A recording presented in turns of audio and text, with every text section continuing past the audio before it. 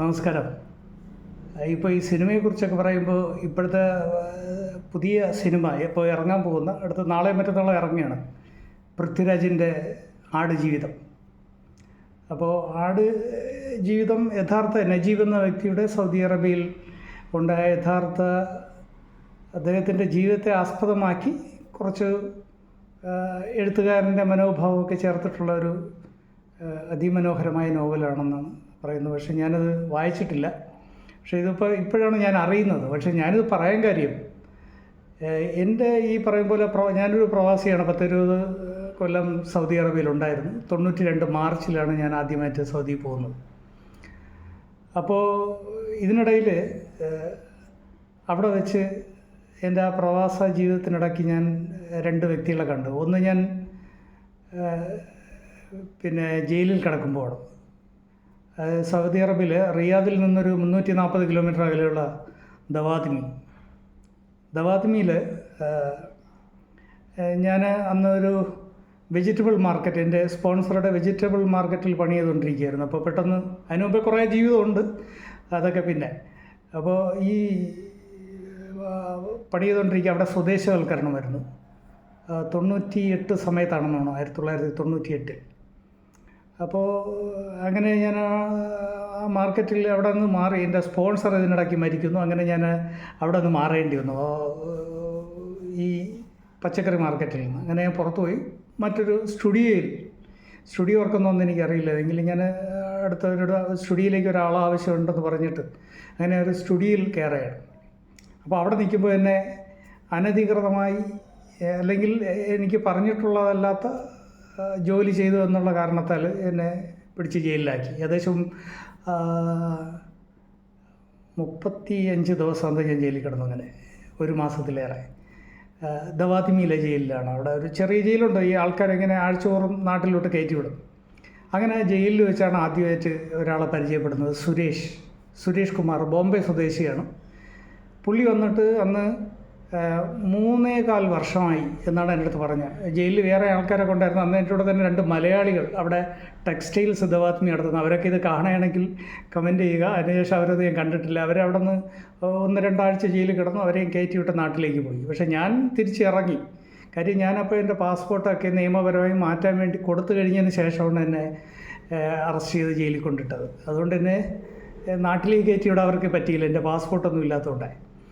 അപ്പോൾ ഞാൻ തിരിച്ചിറങ്ങി. അപ്പോൾ അവിടെ വെച്ചാണ് സുരേഷ് എന്ന് പറയുന്ന ഒരു പയ്യൻ, അവനവിടെ വരുന്നു. അവൻ്റെ അടുത്ത് കാര്യങ്ങൾ ചോദിക്കുമ്പോൾ പറയുന്നത് 3.25 വർഷമായി ഇതുവരെ നാട്ടിൽ വിളിച്ചിട്ടില്ല.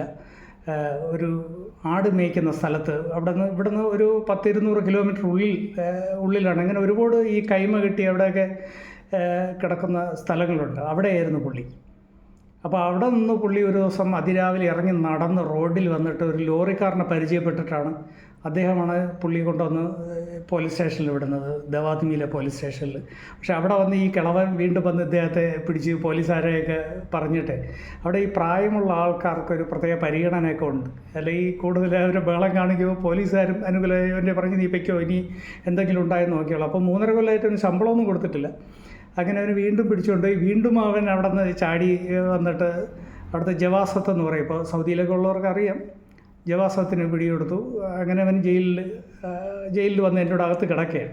അവിടെ വെച്ച് അവന് പറയണം എനിക്ക് നാട്ടിൽ ഒരു കത്ത് എഴുതണമെന്ന് പറഞ്ഞു. അപ്പോൾ ഇവന് ഹിന്ദി പറഞ്ഞു തരും. എനിക്ക് കുറച്ച് ഹിന്ദിയിൽ എഴുതാൻ അത്ര ഇതല്ലെങ്കിൽ ഞാൻ എഴുതാൻ അറിയാം. അതുകൊണ്ട് ഞാൻ പറയും നീ പറഞ്ഞു അതുപോലെ ഞാൻ എഴുതാം. മീനിങ്ങൊന്നും എനിക്ക് അത്ര അന്ന് പിടിയൊന്നുമില്ല. അങ്ങനെ പറഞ്ഞു. ഞാനതൊക്കെ എഴുതി ഒരു കത്താക്കി. നമുക്ക് ഉച്ചയ്ക്ക് ഇവിടെ ഈ ജയിലിൽ ഭക്ഷണമൊന്നുമില്ല. നജീബ് പറഞ്ഞത് പുള്ളി റിയാദിൽ കിടന്നപ്പോൾ ജയിലിൽ നല്ല ഭക്ഷണം ഉണ്ടായിരുന്നു. പക്ഷേ ഇവിടെ ഭക്ഷണമില്ല. കാര്യം ആഴ്ചയിലൊരിക്കൽ ഇങ്ങനെ ആൾക്കാരെ കയറ്റി വിടുന്നുണ്ട്. പുറത്തൊരു ബൂഫിയുണ്ട്, അവിടെ നിന്ന് ആഹാരം കൊണ്ടുവരും, നമ്മൾ വാങ്ങി കഴിച്ചോളൂ പൈസ കൊടുത്ത്. അങ്ങനെയോടെ ഞാൻ തന്നെയാണ് ഈ സുരേഷിൻ്റെ പൈസ ഒന്നും ഇല്ലായിരുന്നു, ഞാനും വാങ്ങിക്കൊടുത്തു. എൻ്റെ കൂടെ ഉണ്ടായിരുന്ന ഈ മറ്റ് 2 മലയാളികൾ. അപ്പോൾ ഇവിടെ എന്ന് പറഞ്ഞാൽ ആഴ്ച തോറും പുതിയ ആൾക്കാരെ, സുഡാനികൾ, ഈജിപ്തുകാർ ഇങ്ങനെ കൊണ്ടുവരും, കയറ്റി അയച്ചുകൊണ്ടിരിക്കും. എല്ലാവരും പോകുമ്പോൾ ഞാൻ ഒറ്റയ്ക്കാണ് അവിടെ.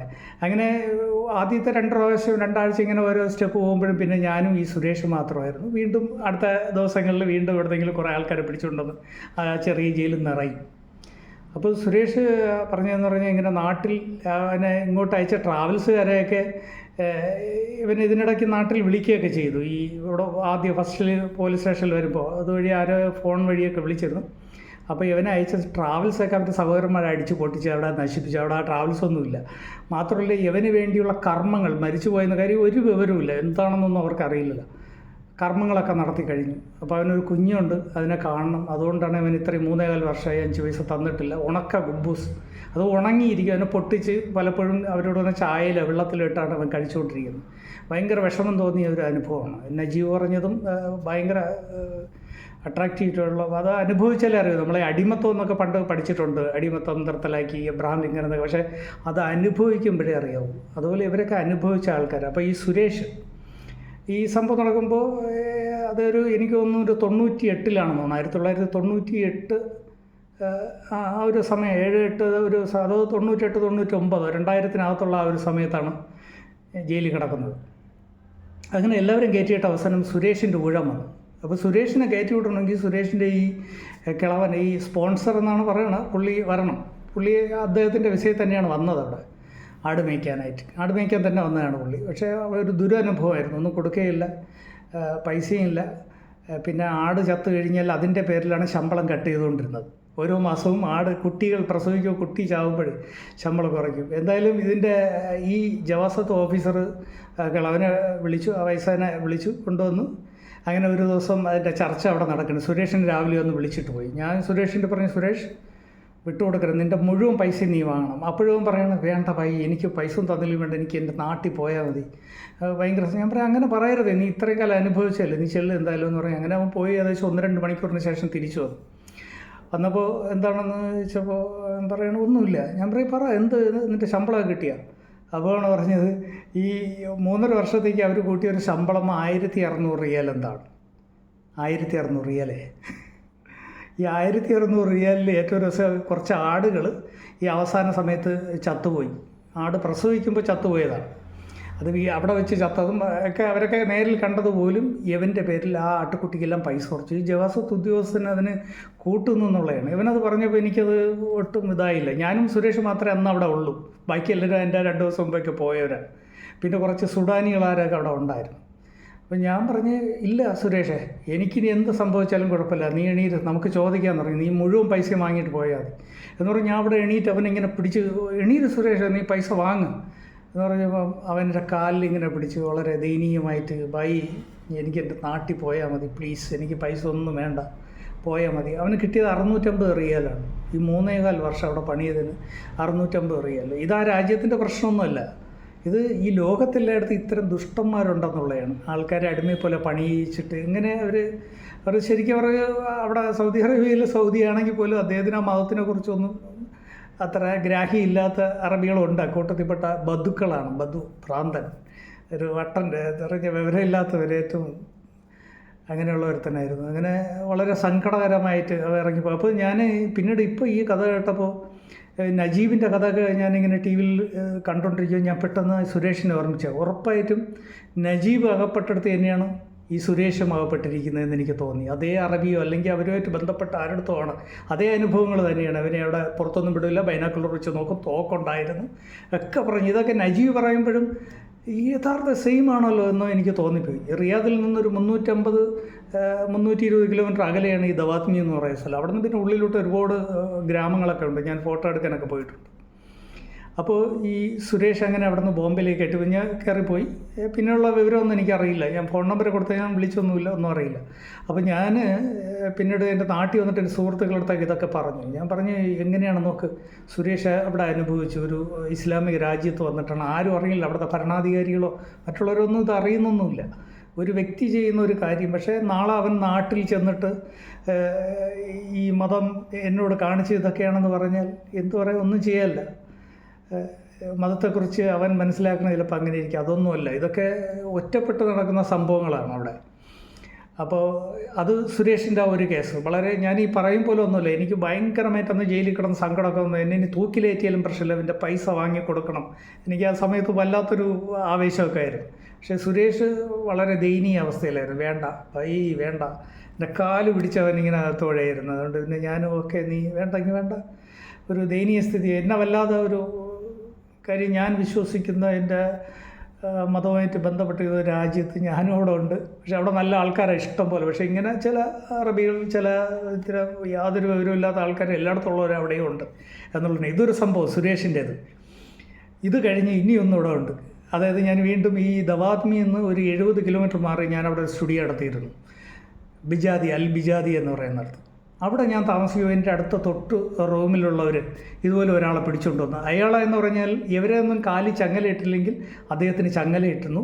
മുടിയൊക്കെ നീട്ടി വളർത്തി, ആളെ കണ്ട അറിയാത്ത ഭാഗമൊക്കെ ജട പിടിച്ചിരുന്നു എന്നാണ് അവർ പറഞ്ഞത്. പക്ഷേ ഞാനത് അറിയുന്നില്ല. ഒരു ദിവസം രാത്രി 2 മണിക്കെന്തോ അവരെ കൊണ്ടുവന്ന് അവിടെ ഇട്ട് മുടിയൊക്കെ വെട്ടി ഒക്കെ ചെയ്ത് അവർ വൃത്തിയാക്കിയത് പിറ്റേ ദിവസം ഞാൻ അറിയുന്നത്.